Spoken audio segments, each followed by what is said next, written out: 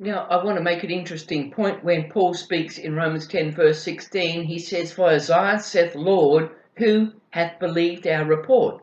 Paul is obviously quoting from the prophet Isaiah, and we know that he's quoting from Isaiah 53, verse 1, "Who hath believed our report, and to whom is the arm of the Lord revealed?" And Isaiah, if we read it in its context, which would include what is before and what is after Isaiah 53, it is obviously speaking about Israel's Redeemer.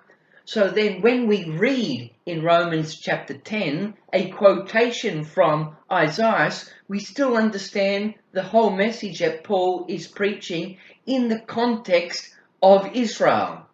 Israel's redemption, Israel's Redeemer, who is responding to the good news of the gospel of the kingdom. He shall save his people from their sins, who hath believed our report. So in its context, we still understand that Romans 10 is a message to Israel, speaking of Israel's Redeemer.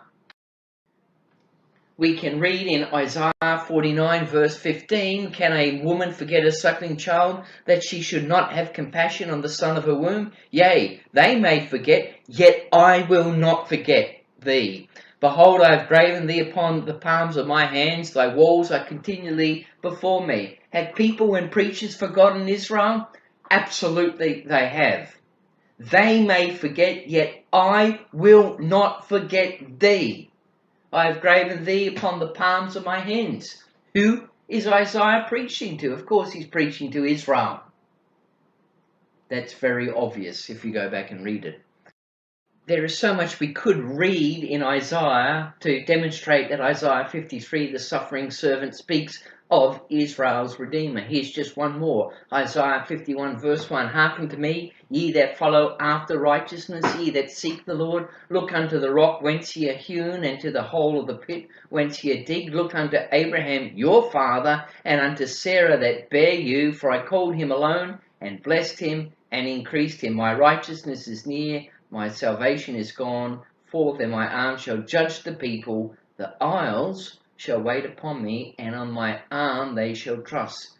The arm is, of course, Jesus Christ.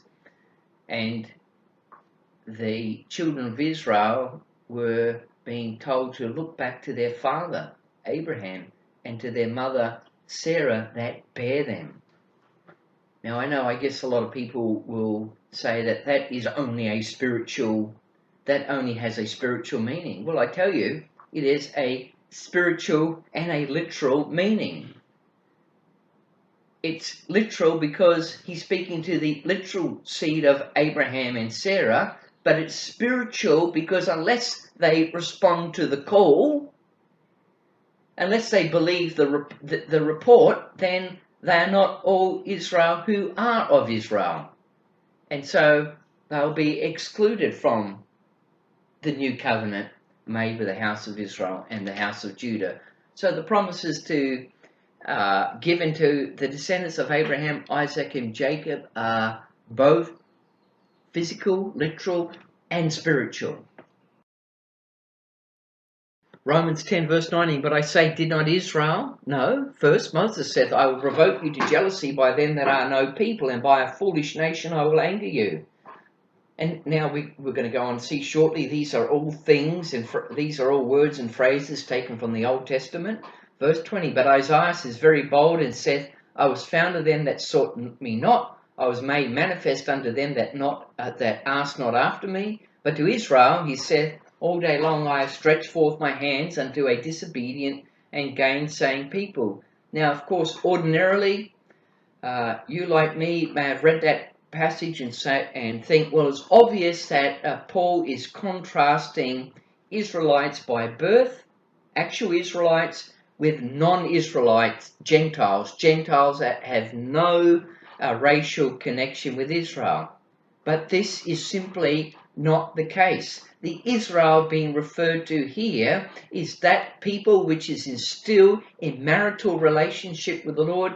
That is the Judah nation, and they are being provoked by a foolish nation, but a people that are no people, who could possibly provoke a wife to jealousy?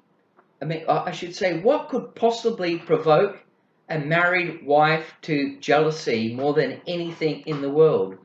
Well, in the context of what we're looking at here, Jehovah's other wife, the other part of his bride, Israel, who had been cast off, would surely be able to provoke the Israel that remained, Judah, because what we see here in the working of the New Testament is that God is recovenanting his divorced wife unto himself. Do you think that that is going to provoke Judah unto jealousy? A people that were no people, a foolish nation, their brothers who were cast off, their brothers who they despised, being brought back into marital relationship with the Lord.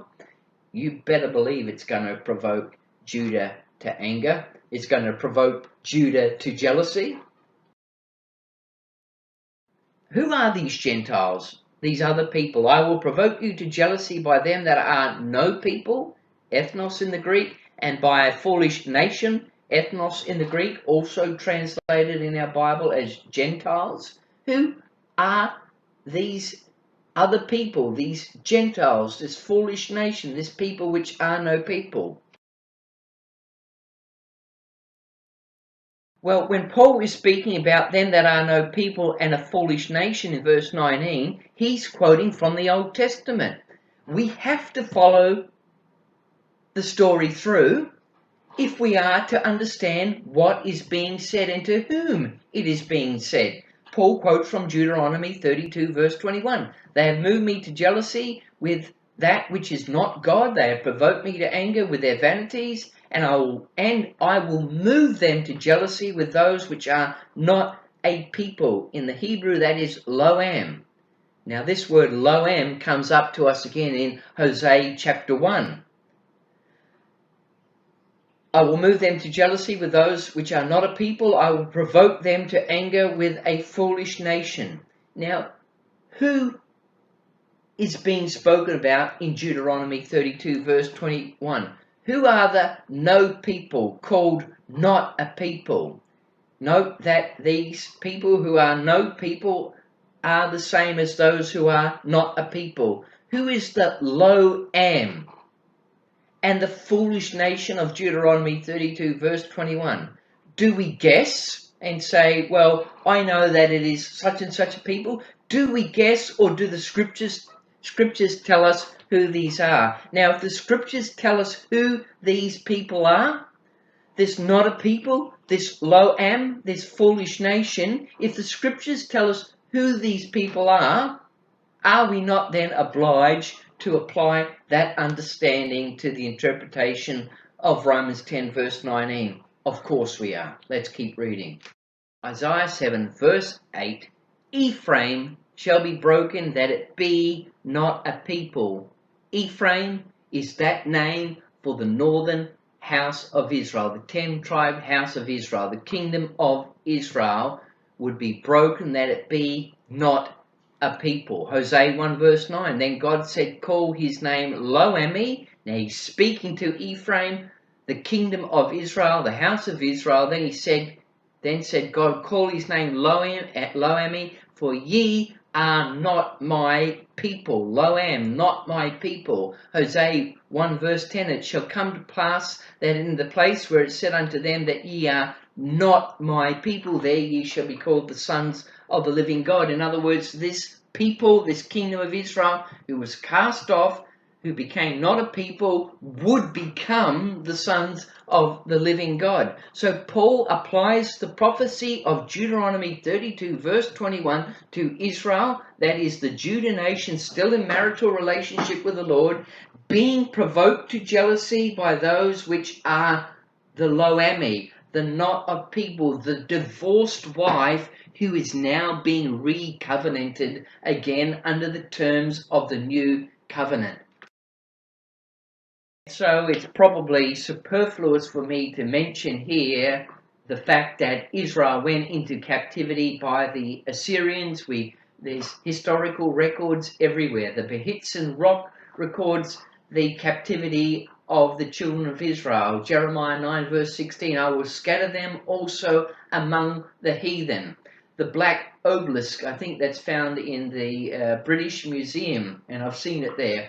Jeremiah 30 verse 11, for I am with thee, saith the Lord, to save thee. Though I will make a full end of nations whither I have scattered thee, yet I will not make a full end of thee. How could God make a full end of him, end of Ephraim, the end of the house of Israel? How could he do it when he loved them so, and when he made promises to Abraham, Isaac and Jacob, which were unilateral, without condition, depending solely upon the power of God to carry them out? In Ezekiel 12 verse 15, they shall know that I am the Lord when I shall scatter them among the nations and disperse them in the countries. Will he go to the dispersed among the Gentiles to teach the Gentiles? To the strangers that are scattered abroad, greetings. It's the same people, brothers and sisters. Praise the Lord. He is faithful. And when we start to get a hold of what the Bible message is in its proper context, suddenly things become a lot clearer.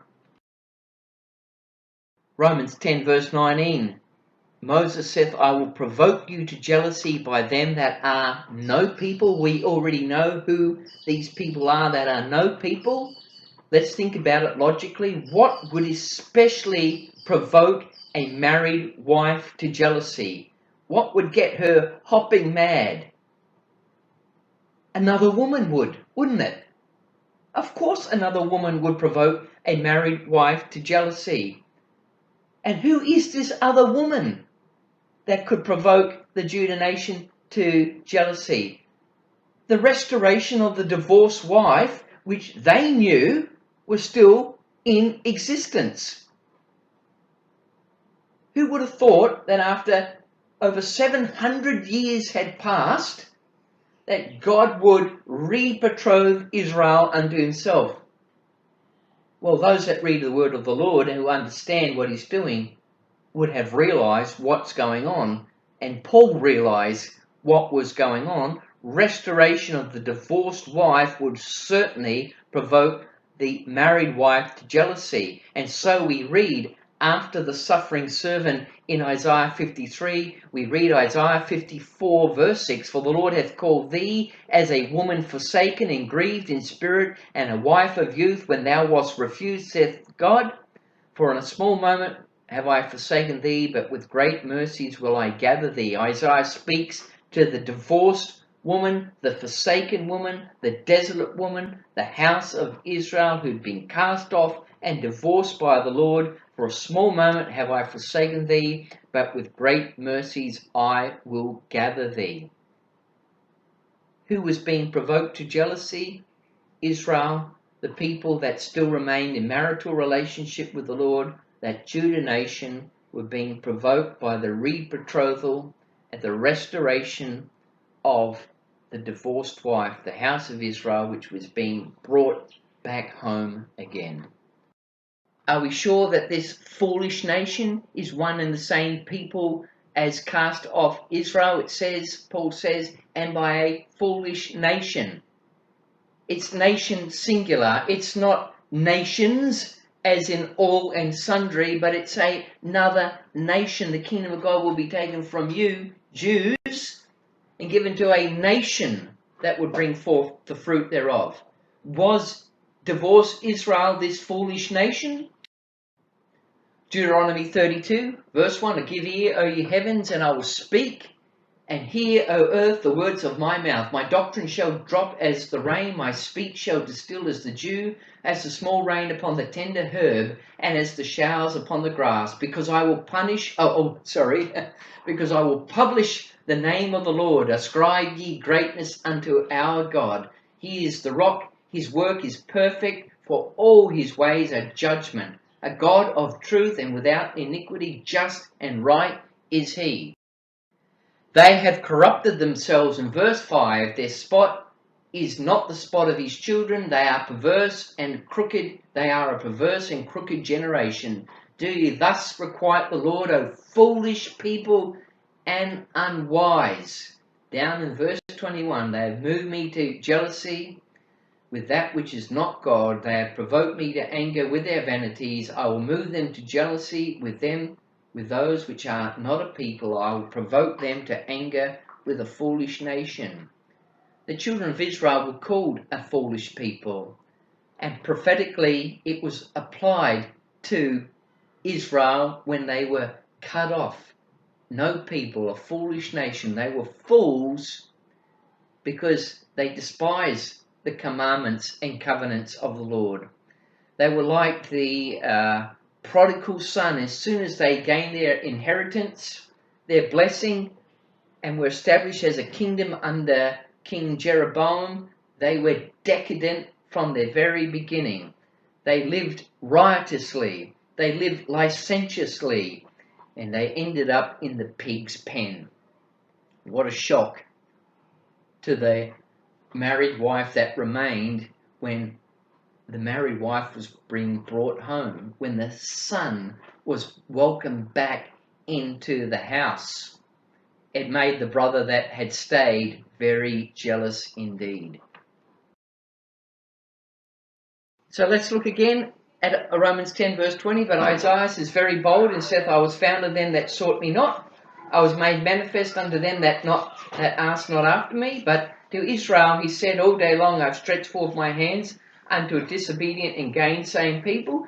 This is a quote from Isaiah 65, which, let us remember, was written to Judah, the Israel spoken of in Romans 10.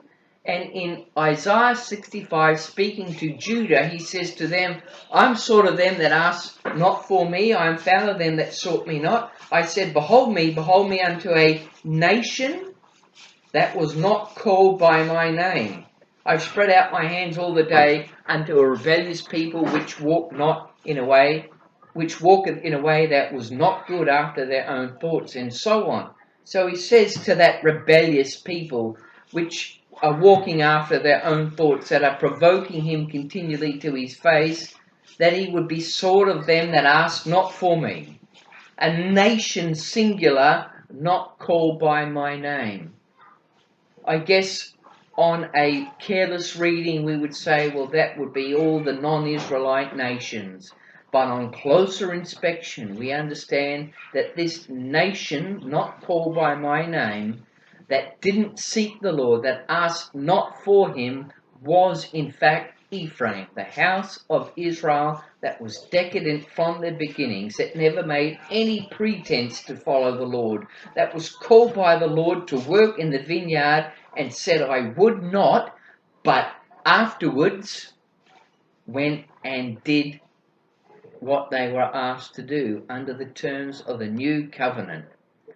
This, the Lord, Paul is saying to Judah, this rebellious people, provoking the Lord continually to his face and telling about the lo ami, the not a people of the book, the dispersed, divorced wife now being recovenanted under the terms of the new covenant. What people are we talking about when God said he was sort of them that asked not for me? I'm found of them that sought me not. I said, behold me unto a nation that was not called by my name. Now, non-Israelites could fit that description, of course. But on closer inspection, the divorced house of Israel, which had lost her position, privilege, and married name, fits the description in every single detail. Hosea 1 verse 9, then said God, call his name Lo Ami.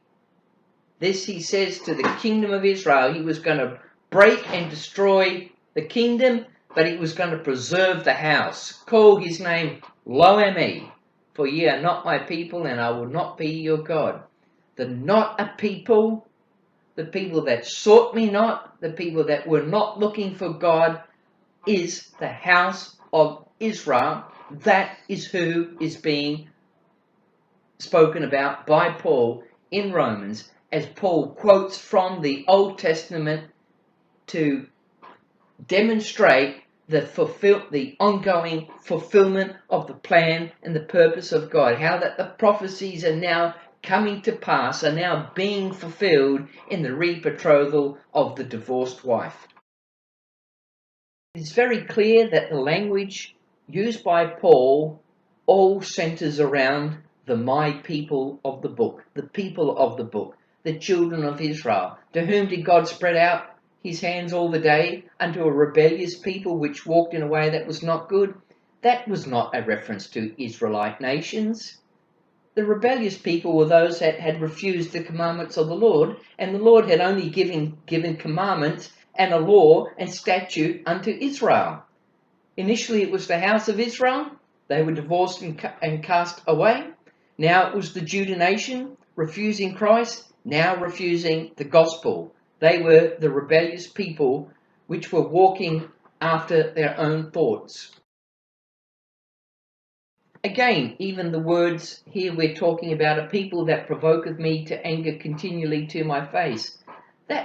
These are not words that refer to non-Israelite nations. These are not words that could be applied to the Egyptians, to the Philistines, to the Canaanites, to the Assyrians. They were not in covenant relationship with the Lord. But the children of Israel were in covenant relationship with the Lord. And husbands and wives know that it's your husband or your wife, your spouse, that is able to provoke you to anger to your face.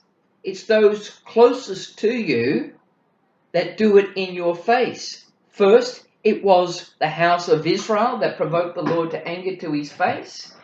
Later on, after Israel was cast off, the wife that remained in marital relationship, the Judah nation, the remnant of the Judah nation, still married to the Lord, were shaking their fist in the face of the Lord, said, "We have no king but Caesar."